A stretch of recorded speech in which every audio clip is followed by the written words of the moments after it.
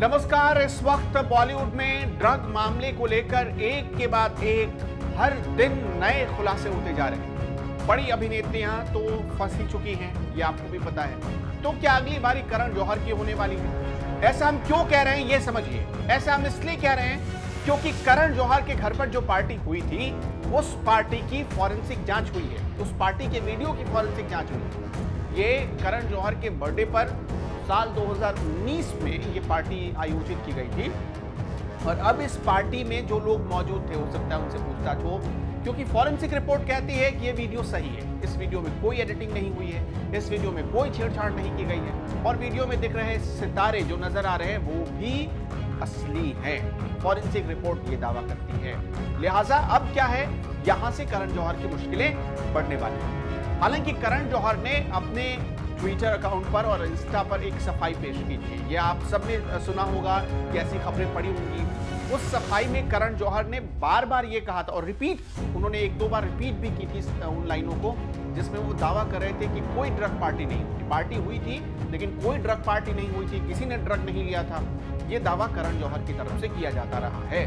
तो अब क्या है कि एनसीबी के अधिकारियों की एक बैठक हुई है। कल एनसीबी के जो डीजी हैं राकेश अस्थाना, वो पहुंचे अचानक मुंबई और मुंबई पहुंचने के बाद जो एनसीबी के दो बड़े अधिकारी जो जांच कर रहे थे इस पूरे मामले में, ड्रग एंगल के मामले को जांच कर रहे थे, उनके साथ राकेश अस्थाना ने बैठक की और इसी बैठक में फॉरेंसिक रिपोर्ट को लेकर भी चर्चा हुई। फॉरेंसिक रिपोर्ट के आधार पर अब एनसीबी इस दुविधा में है कि क्या करण जौहर को भी समन भेजा जाए या करण जौहर के साथ साथ उस पार्टी में मौजूद तमाम एक्टर और एक्ट्रेस को समन भेजा जाए। उस पार्टी में कौन कौन था वो हम आपको एक बार फिर बता देते हैं। उस पार्टी में दीपिका पादुकोण नजर आ रही थी, अर्जुन कपूर नजर आ रहे थे, शाहिद कपूर नजर आ रहे थे, रणबीर कपूर नजर आ रहे थे, मलाइका अरोड़ा नजर आ रही थी। बहुत सारे एक्टर और एक्ट्रेस उस पार्टी में मौजूद थे। लेकिन अब उस पार्टी में मौजूद लोग ही सच्चाई बताएंगे, क्या उन्होंने ड्रग्स ली थी या नहीं ली थी। क्या ड्रग्स उस पूरी पार्टी को जो ड्रग पार्टी बोल के अभी तक दावा किया जाता रहा है। और आपको भी पता है कि मनजिंदर सिंह सिरसा ये बहुत पहले से, यानी 2019 से, जब से ये वीडियो सामने आया था तब से ये दावा कर रहे हैं कि वो ड्रग पार्टी ही थी। तो ये जो दावे हो रहे हैं उन दावों में कितनी सच्चाई है ये जांच के बाद ही पता चलेगा, एनसीबी की जांच के बाद पता चलेगा। और देखिए उस पार्टी में मौजूद दीपिका पादुकोण इस वक्त एनसीबी के रडार पर हैं। दीपिका पादुकोण का फोन किसके पास है, तो एनसीबी के पास है।